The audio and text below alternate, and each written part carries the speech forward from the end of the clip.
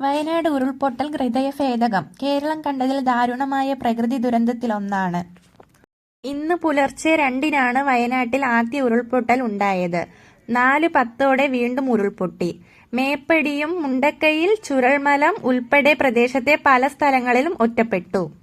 കേരളം ഇന്നുവരെ കണ്ടതിൽ അതിദാരുണമായ പ്രകൃതി ദുരന്തങ്ങളിലൊന്നാണ് വയനാട്ടിലെ മുണ്ടക്കൈ, ചുരൽമല, അട്ടമല പ്രദേശങ്ങളിൽ ഉണ്ടായതെന്ന് മുഖ്യമന്ത്രി പിണറായി വിജയൻ. അതിതീവ്രമായ മഴയിലുണ്ടായ ഉരുൾപൊട്ടലിൽ ഒരു പ്രദേശം മുഴുവൻ ഇല്ലാതായി.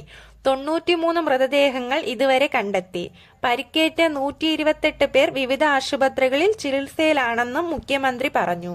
ഇന്നലെ രാത്രി ഉറങ്ങാൻ കിടന്ന കുഞ്ഞുങ്ങളടക്കമുള്ളവരാണ് നേരം പുലരുന്നതിന് മുൻപ് ജീവൻ നഷ്ടപ്പെട്ട് മണ്ണിൽ പുതഞ്ഞുപോയത്. ഒട്ടേറെ പേർ ഒഴുകിപ്പോയി. 16 പേരുടെ മൃതദേഹങ്ങൾ മലപ്പുറം ജില്ലയിലെ നിലമ്പൂരിനടുത്ത് പോത്തുകല്ലിൽ ചാലിയാറിൽ നിന്നാണ് കണ്ടെത്തിയത്. ഇവിടെ നിന്ന് ശരീരഭാഗങ്ങളും കണ്ടെത്തിയിട്ടുണ്ട്. 34 മൃതദേഹങ്ങൾ തിരിച്ചറിഞ്ഞു എന്നും 18 മൃതദേഹങ്ങൾ ബന്ധുക്കൾക്ക് വിട്ടു നൽകിയെന്നും മുഖ്യമന്ത്രി അറിയിച്ചു. അതേസമയം മരണസംഖ്യ 110 അടുത്തായെന്നും റവന്യൂ വകുപ്പിന്റെ കണക്കുകൾ വ്യക്തമാക്കുന്നു. ഹൃദയഭേദകമായ ദുരന്തമെന്നായിരുന്നു ഉരുൾപൊട്ടലിനെ മുഖ്യമന്ത്രി വിശേഷിപ്പിച്ചത്.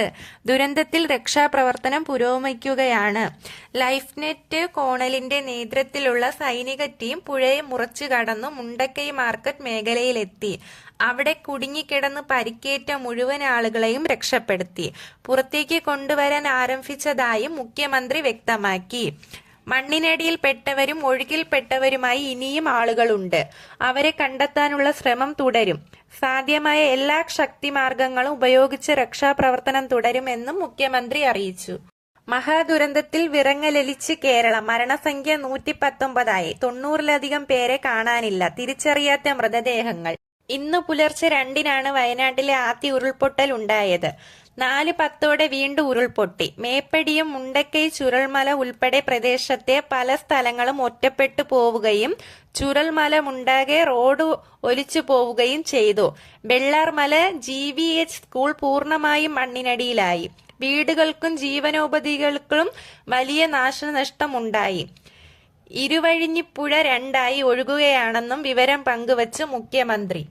5 മന്ത്രിമാരുടെ നേതൃത്വത്തിലുള്ള സംഘമാണ് വയനാട്ടിലെ രക്ഷാപ്രവർത്തനങ്ങൾക്കും നേതൃത്വം നൽകുന്നത്.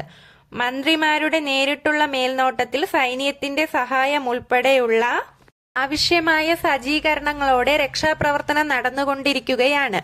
പരമാവധി ജീവനുകൾ രക്ഷിക്കാനും പരിക്കേറ്റവർക്ക് മികച്ച ചികിത്സയൊരുക്കാനും മറ്റുള്ളവരെ സുരക്ഷിത സ്ഥാനങ്ങളിലേക്ക് മാറ്റാനുമാണ് ശ്രമിക്കുന്നത്. ഫയർഫോഴ്സ്, NDRF, പോലീസ് തുടങ്ങിയ വിവിധ സേനകൾ യോജിച്ച് പ്രവർത്തിച്ചു വരുന്നു. സൈനിക വിഭാഗങ്ങളുടെയും സഹായ അടിയന്തര പ്രാധാന്യത്തോടെ ലക്ഷ്യമാക്കിയിട്ടുണ്ട്. കരസേനയുടെയും നാവികസേനയുടെയും വിവിധ വിഭാഗങ്ങൾ രക്ഷാപ്രവർത്തനത്തിനെത്തുന്നുണ്ട്. ഫയർഫോഴ്സിൽ നിന്ന് 329 അംഗങ്ങളെ വിവിധ ജില്ലകളിൽ നിന്നാണ് വയനാട്ടിലേക്ക് നിയോഗിച്ചിട്ടുണ്ട്. ഇതിൽ വാട്ടർ റെസ്ക്യൂ അക്കാദമിയുടെ 35 ട്രേഡ് അംഗങ്ങളും 86 സിവിൽ ഡിഫൻസ് ആപ്തമിത്ര സംഘങ്ങളും ഉൾപ്പെടുന്നു. NDRFന്റെ 60 അംഗ ടീം വയനാട്ടിൽ ഇതിനോടകം എത്തി രക്ഷാപ്രവർത്തനത്തിൽ ഏർപ്പെടുന്നു. കൂടാതെ ബാംഗ്ലൂരിൽ നിന്നുള്ള സംഘം വയനാട്ടിലേക്ക് പുറപ്പെട്ടിട്ടുണ്ട്. DSCയുടെ 64 പേരടങ്ങുന്ന ടീം വയനാട് എത്തിയിട്ടുണ്ട്. 89 പേരുടെ ടീം പുറപ്പെട്ടിട്ടുമുണ്ട്. മറ്റൊരു DSC കണ്ണൂരിൽ സജ്ജമാണ്.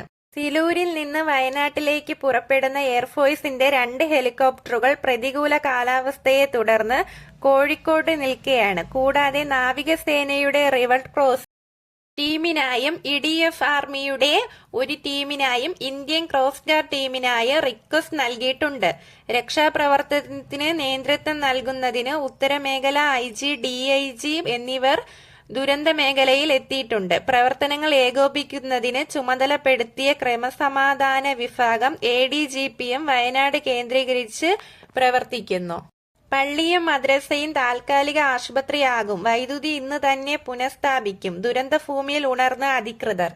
വയനാട്ടിൽ 45 ദുരിതാശ്വാസ ക്യാമ്പുകൾ തുറന്നിട്ടുണ്ട്. 3069 ആളുകളെ ക്യാമ്പുകളിലേക്ക് മാറ്റി പാർപ്പിച്ചിട്ടുണ്ട്. സംസ്ഥാനത്തൊട്ടാകെ 118 ക്യാമ്പുകൾ പ്രവർത്തിക്കുന്നു. ആകെ 5053 ആളുകളെ ക്യാമ്പുകളിൽ താമസിപ്പിച്ചിട്ടുണ്ട്.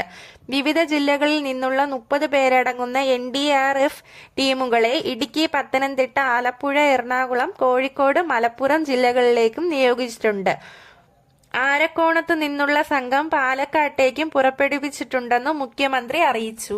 കേരളത്തെ നടുക്കിയ വയനാട് ഉരുൾപൊട്ടൽ ദുരന്തത്തിൽ മരിച്ചവരുടെ എണ്ണം കൂടുന്നു. 6 മണിവരെയുള്ള കണക്കനുസരിച്ച് 120 പേരാണ് മരിച്ചത്. 90 പേരെയെങ്കിലും ഇനിയും തിരിച്ചറിഞ്ഞിട്ടില്ല. കിട്ടിയ മൃതദേഹങ്ങളിൽ 7 എണ്ണം കുട്ടികളുടെയാണ്. കേരളം കണ്ട ഏറ്റവും വലിയ ഉരുൾപൊട്ടൽ ദുരന്തത്തിൽ ഉച്ചയോടെ രക്ഷാപ്രവർത്തനം കൂടുതൽ ശക്തമായത്. മരിച്ചവരിൽ 4 കുട്ടികളെ ഇതുവരെ കണ്ടെത്തിയിട്ടുണ്ട്.